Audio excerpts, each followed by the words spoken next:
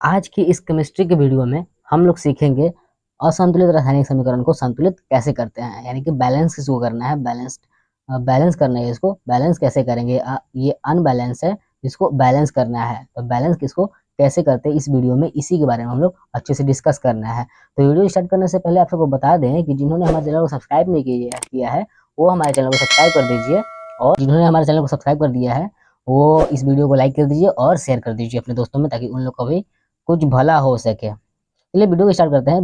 तो इस समीकरण को संतुलित करने से पहले हम सबको ज्ञात होना चाहिए कि संतुलित समीकरण और असंतुलित समीकरण होता क्या है। इसके बारे में हम लोगों को अच्छे से ज्ञात होना चाहिए कि संतुलित और असंतुलित होता क्या है। तो संतुलित और असंतुलित समीकरण के बारे में हम लोग जान लेते हैं अच्छे से।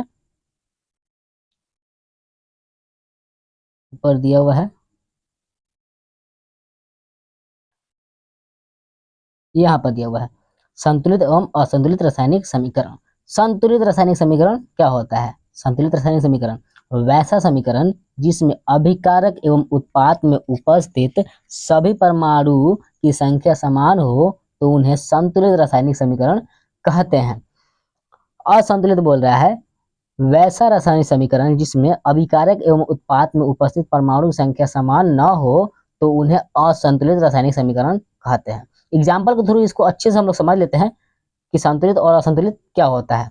यहाँ पर एक समीकरण दे दिया हुआ है H2 प्लस O2 क्रिया करके H2O बना दिया, यानी कि ये अभिकारक हो गया और ये उत्पाद हो गया। अभिकारक में H जो है उसका परमाणु संख्या 2 है, यहाँ पर 2 है, और O का परमाणु संख्या 2 है। अभिकारक में ही दोनों का परमाणु संख्या 2 है, लेकिन उत्पाद में H का परमाणु संख्या 2 है और O का परमाणु संख्या 1 है।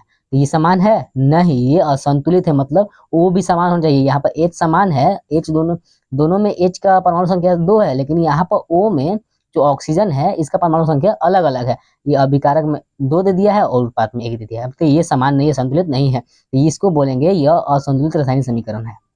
मतलब परमाणु संख्या दोनों में समान होनी चाहिए, अभिकारक में और उत्पाद में दोनों में समान होनी चाहिए, तभी वो संतुलित कहलाएगा। और कुछ एग्जाम्पल है, एक और यहाँ पर समीकरण दे दिया हुआ है। यहाँ पर H का परमाणु संख्या 2 है और Cl का परमाणु संख्या 2 है अभिकारक में। उत्पाद में H का परमाणु संख्या भी 2 है, क्योंकि ये 2 आगे लगा हुआ है। जब 2 आगे लगा रहता है तो ये H के साथ भी रहेगा और Cl के भी साथ रहेगा। तो H के भी परमाणु संख्या 2 है और Cl का भी परमाणु संख्या 2 है। तो ये समीकरण जो है ये संतुलित है, दोनों में परमाणु संख्या समान है। तो ये इसको हम कह सकते हैं कि यह समीकरण संतुलित समीकरण है।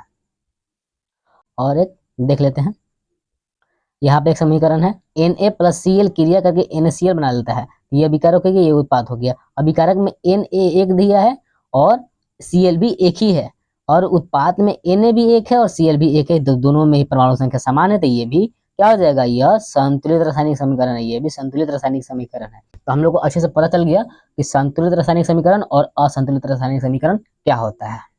चलिए अब नोट में दिया हुआ है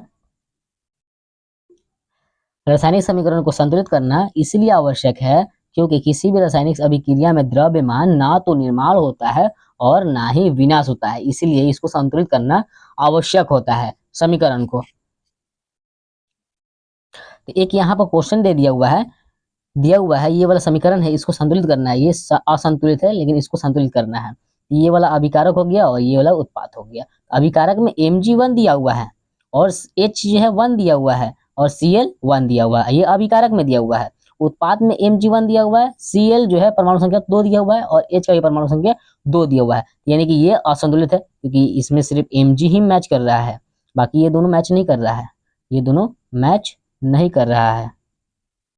इसको संतुलित करते हैं। इसको संतुलित कैसे करते हैं देख लेते हैं। यहाँ पर ध्यान दीजिए, यहाँ पर M तो मैच कर रहा है, यहाँ पर M मैच कर रहा है, लेकिन H और Cl मैच नहीं कर रहा है। H और Cl मैच नहीं कर रहा है, तो H भी उत्पाद में 2 दिया हुआ है और Cl भी उत्पाद में 2 ही दिया हुआ है, लेकिन यहाँ पर 1-1 दिया है। दोनों अभिकारक में दोनों 1 ही दिया है, H और Cl दोनों 1-1 दिया है। अगर यहाँ पर हम इसकी आगे 2 लिख दे, HCl 2HCl कर दे, तो ध्यान दीजिए यहाँ पर अभिकारक में 2 हो जाएगा, H भी 2 हो जाएगा और Cl भी 2 हो जाएगा। और पहले से H 2 है और Cl 2 है। उत्पाद में H और Cl पहले से 2 है और अभिकारक में 2 आगे लगा दिए तो H भी 2 हो गया और Cl भी 2 हो गया, तो ये बैलेंस हो गया। ये बैलेंस हो गया। तो खाली यहाँ पर 2 लगा देना है तो ये संतुलित हो जाएगा। ये यहाँ पर संतुलित करने से पहले ये टेबल है और ये संतुलित करने के बाद ये टेबल है। तो यहाँ पर संतुलित करके लिख दिए मैं, यहाँ सिर्फ यहाँ पर HCl के आगे 2 लग गया, बाकी सब वही समीकरण है, बस इस HCl के आगे 2 लग गया है, इसलिए ये समीकरण संतुलित हो गया। अगर समझ में नहीं आया है तो नेक्स्ट एग्जाम्पल से अच्छे समझ लेते हैं।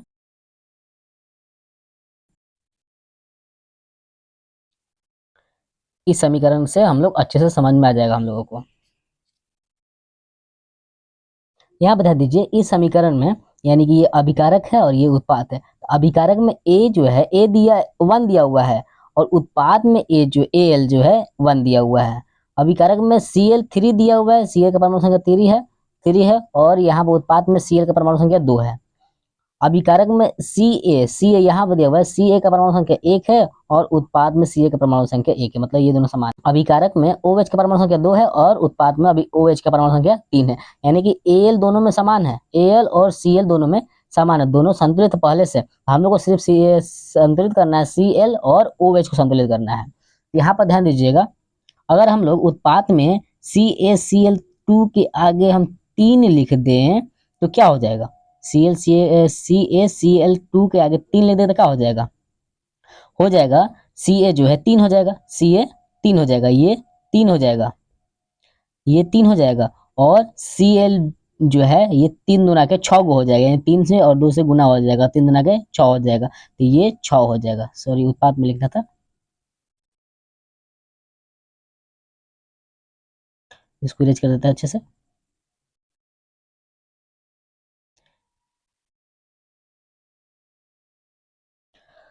ये दोनों 6 हो गया, लेकिन अब बिगड़ गया Ca जो है, अब यहाँ पर बिगड़ गया, Ca बिगड़ गया, यहाँ पर Ca 3 हो गया, यहाँ पर Ca 1 ही है यहाँ पर। तो अब क्या करेंगे, यहाँ पर ध्यान दीजिए, अब यहाँ पर AlCl3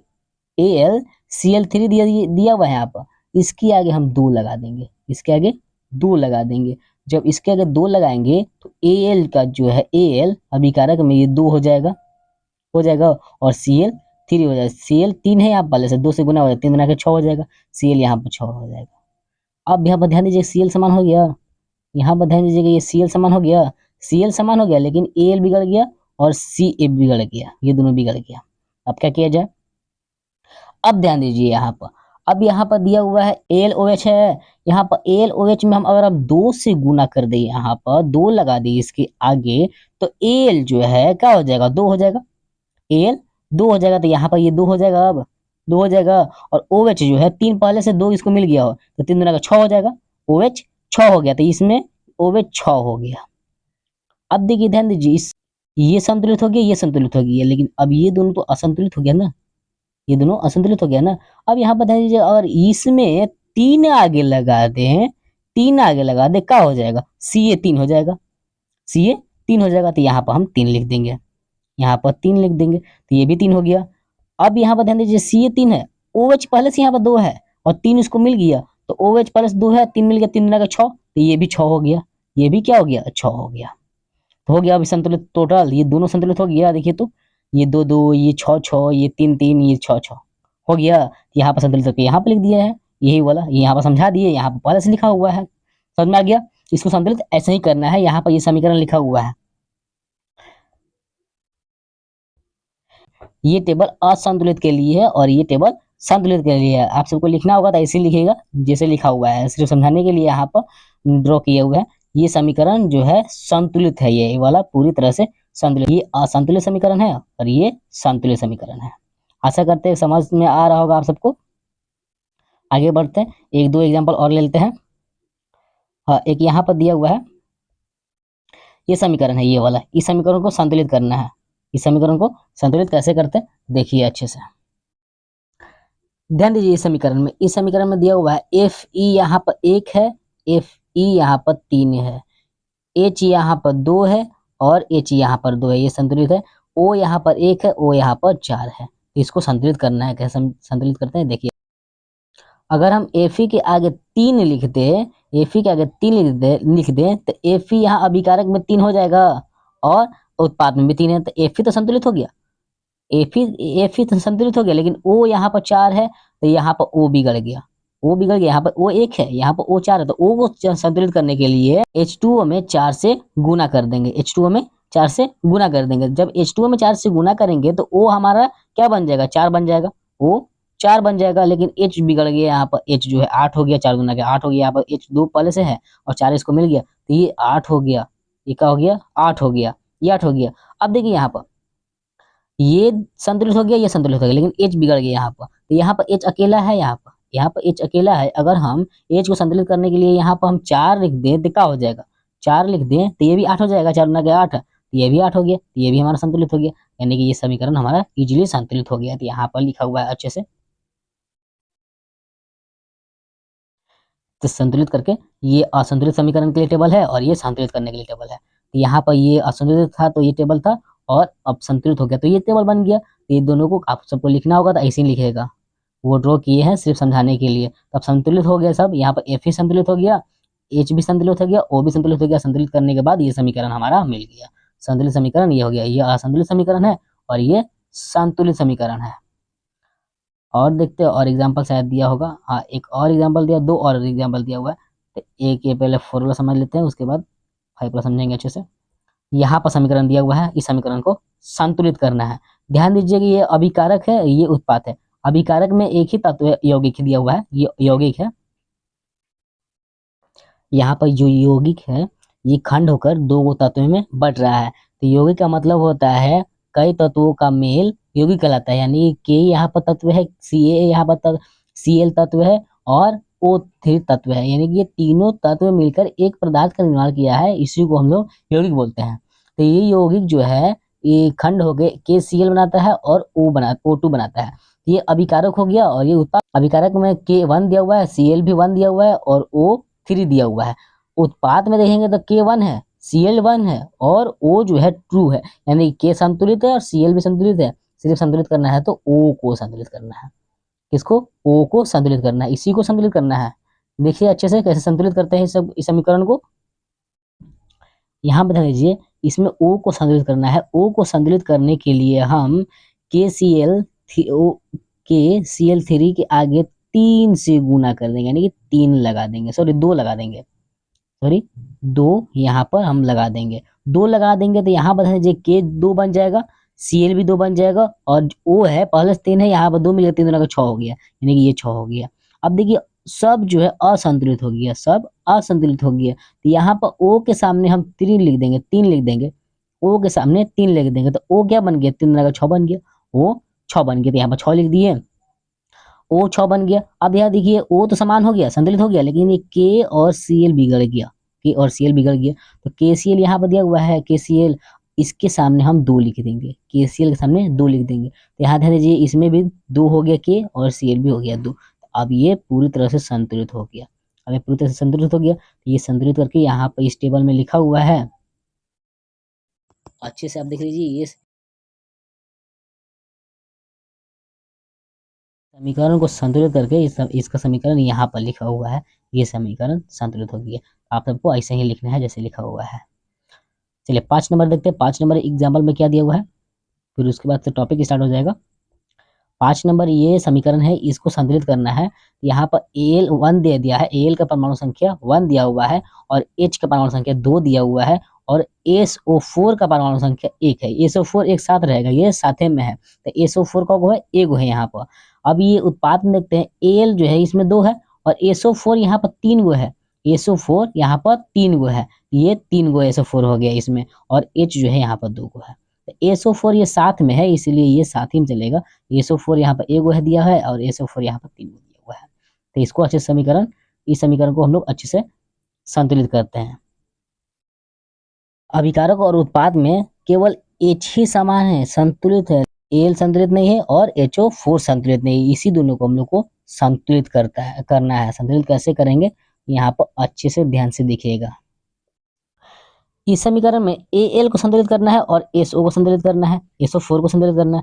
तो इसको संतुलित करने के लिए Al के सामने हम 2 से गुना कर देंगे, Al के सामने हम 2 से गुना कर देंगे। जब 2 से इसको गुना करेंगे तो Al अभिकारक में 2 बन गया, तो ये तो संतुलित हो गया। अब H2SO4 के सामने हम 3 से गुना कर देंगे, जिससे 3 से गुना कर देंगे, यानी कि इसके आगे हम 3 लिख देंगे, 3 लगा लिख देंगे तो ये 3 H के भी साथ हो जाएगा और SO4 के साथ भी हो जाएगा। तो SO4 यहाँ पर 1 दिया है और 3 लगा दिए इसमें, इसमें 3 लगा दिए तो क्या हो गया, ये 3 गो हो गया तो यहाँ पर हम 3 लिख देंगे।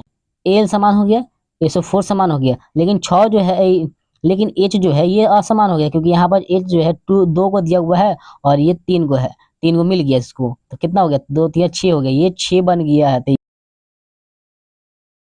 असंतुलित हो गया। तो H को संतुलित करने के लिए H यहाँ पर H अकेला है, इसमें खाली हम H को 3 से गुना कर देंगे, मतलब H के आगे